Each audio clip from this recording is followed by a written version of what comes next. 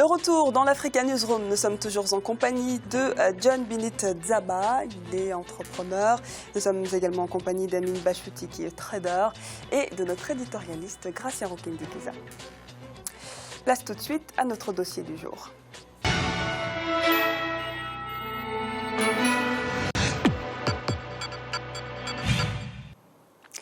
La problématique de l'emploi reste encore entière sur le continent africain.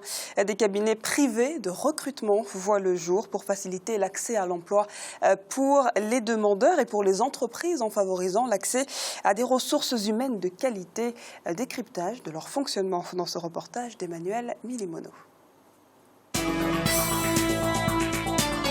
Malgré de forts taux de croissance, 38 millions de jeunes sont encore au chômage en Afrique. Mais si pour certains, l'accès à l'emploi connaît une amélioration constante ces dernières années, d'autres voient de nombreux obstacles dans le secteur. L'emphase est beaucoup plus axée ces derniers temps autour de la problématique de l'emploi des jeunes notamment, mais ces derniers sont de plus en plus demandeurs au moment où l'offre se rétrécit. Les structures publiques de gouvernance sont quant à elles incapables de donner du travail à tous. Pour combler ce vide, des cabinets privés voient le jour à travers le continent avec pour objectif de servir d'interface entre les entreprises pourvoyeuses d'emploi et les nombreux demandeurs. Certains cabinets ont acquis une réputation internationale dans la recherche d'emploi et le recrutement. Servant d'appui aux structures publiques de promotion de l'emploi, les cabinets privés sont devenus de véritables plateformes de détection, recrutement et garantie des emplois partout à travers le continent.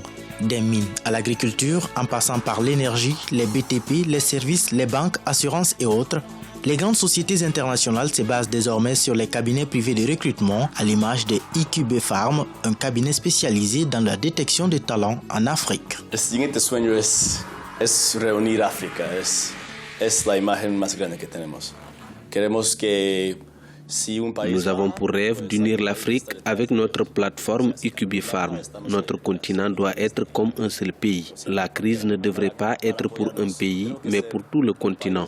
Cela nous permet de lutter ensemble pour le développement de nos pays respectifs. Pour le futur, nous voulons qu'il soit facile pour les entreprises de trouver des employés et qu'il soit plus facile encore pour les jeunes diplômés de trouver un emploi en Guinée équatoriale et partout dans le monde. Les cabinets privés ont aussi réussi à identifier, attirer et sécuriser les meilleurs talents disponibles sur le continent africain au compte de nombreuses entreprises. Ils sont connus non seulement pour dénicher les potentialités d'emploi dans tous les secteurs socio-professionnels et de trouver les main-d'œuvre adéquates. Parmi les plus recherchés en termes de main-d'œuvre figurent en bonne place les jeunes qualifiés. Vous voyez la demande en termes d'emploi aujourd'hui, c'est 90% de jeunes.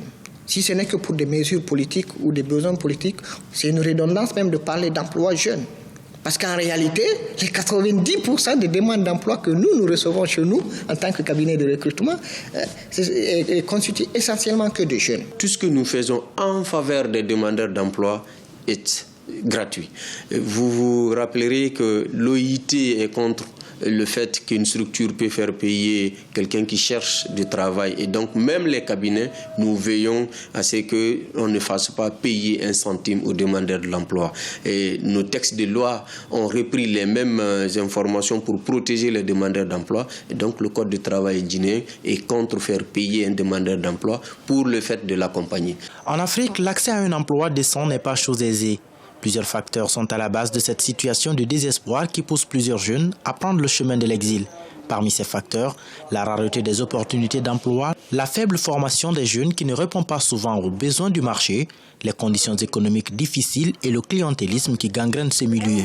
L'inadéquation de la formation avec les offres d'emploi est également un facteur de blocage. Nous avons amélioré nos manières de faire en créant un site internet, en mettant auprès du site internet une application qui permette aux demandeurs de s'inscrire en ligne et d'avoir des rendez-vous pour rencontrer des conseillers à travers leur téléphone. On est fiers d'avoir des collaborateurs qui sont engagés pour atteindre des objectifs, pour que l'ensemble des Guinéens puissent avoir ne serait-ce des conseils sur le marché de l'emploi, ne serait-ce des formations, des accompagnements pour améliorer leur employabilité, ne serait-ce des conseillers à leur disposition pour leur donner des informations utiles.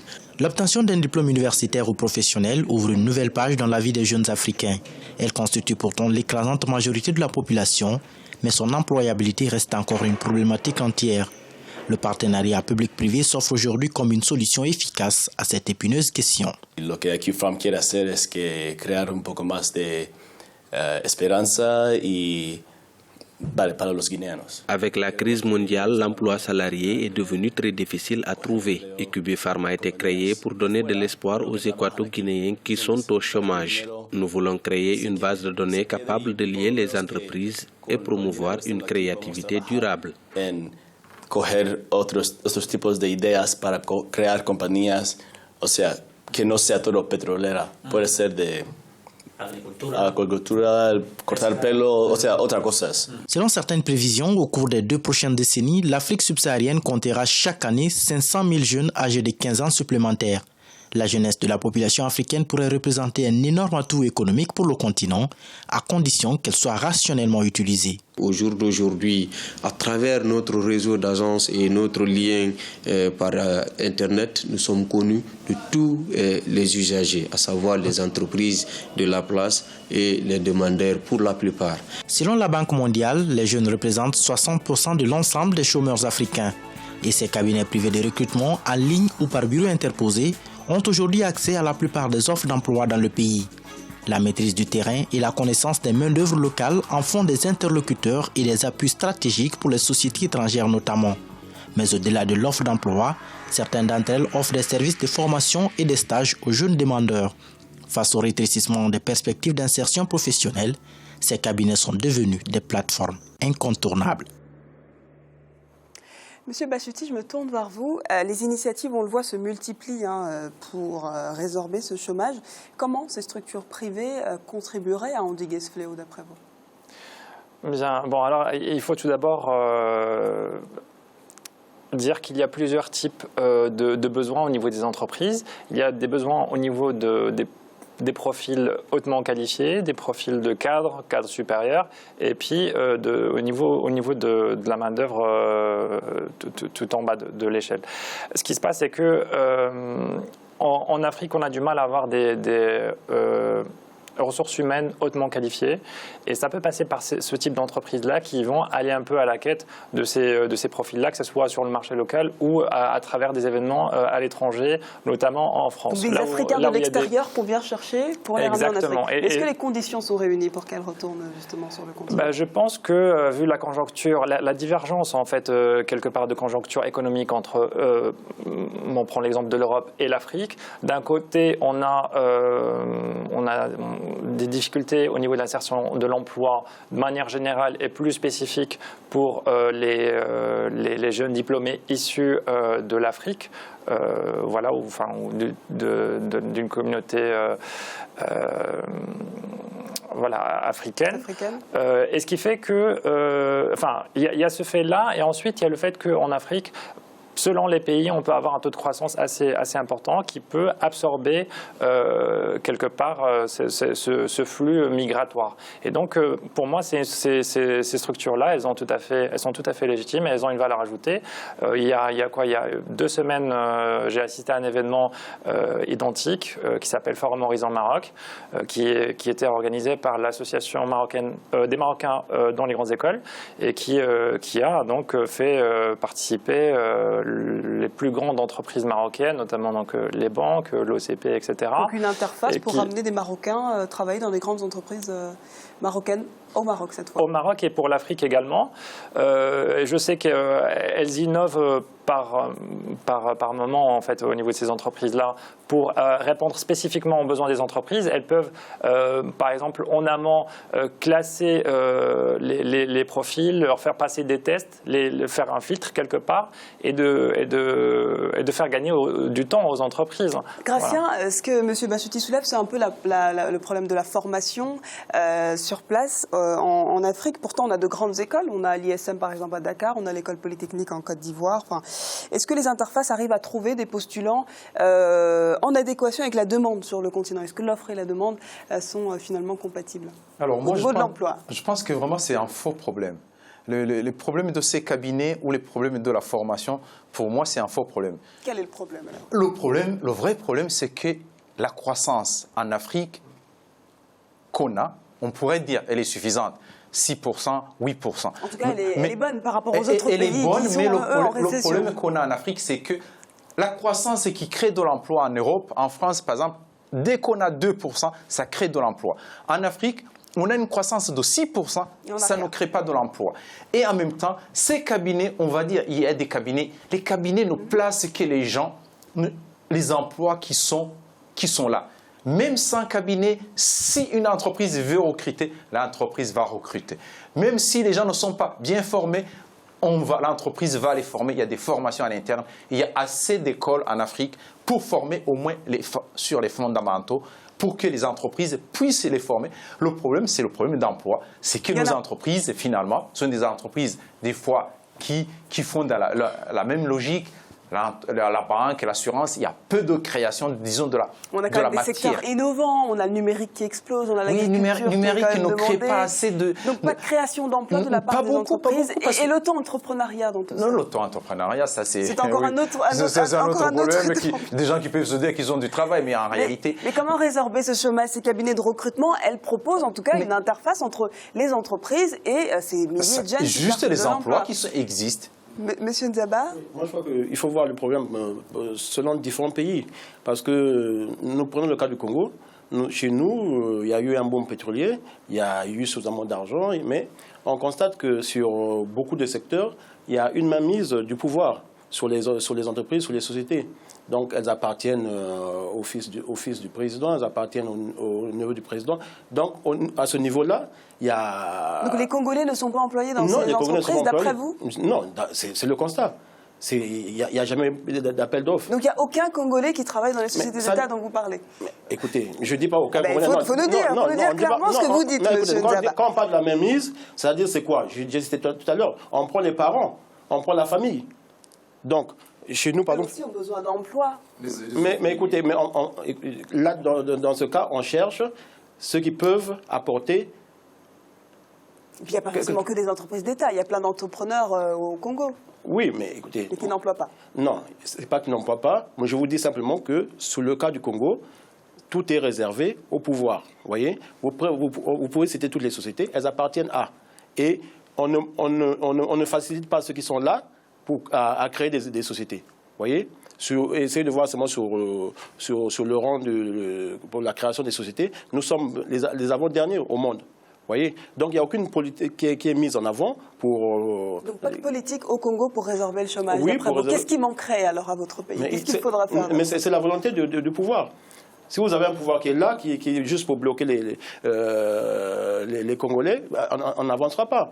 Mais si vous avez un pouvoir donc c'est l'État congolais qui empêche les Congolais de travailler. Mais c'est tout à fait ça. Il y a du boulot. Il y a du boulot. On peut créer. Les sociétés pétrolières sont là. Vous voyez. Donc, je crois qu'il y a un travail à faire, mais je pense qu'au niveau de l'Afrique, ça peut arriver. Mais je ne crois pas qu'il faut que ce soit un couteau à double face.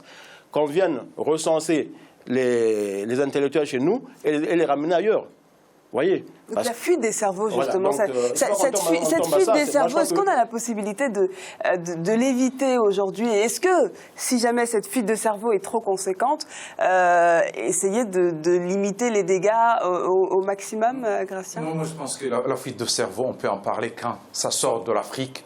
Moi, si un ingénieur congolais va construire des ponts au Cameroun ou au Burundi, c'est une bonne chose, c'est de la coopération. L'Afrique, moi je dirais... Mais beaucoup vont peut-être aller à l'extérieur de ce cas de figure-là. À l'extérieur, justement, parce que des fois, on manque cette façon, disons, d'employer les compétences des autres pays. Tous ces cabinets dont on parle, si vraiment ces cabinets allaient dans les autres pays chercher les compétences pour échanger, il y a aussi... Mais en Afrique, pas à l'extérieur. En Afrique, mais moi j'aimerais bien que les intellectuels africains qui ne sont pas employés, son pays, qu'ils aillent dans d'autres pays pour développer, au lieu d'avoir des coopérants qui nous coûtent cher, et aussi qui ne comprennent pas la culture africaine.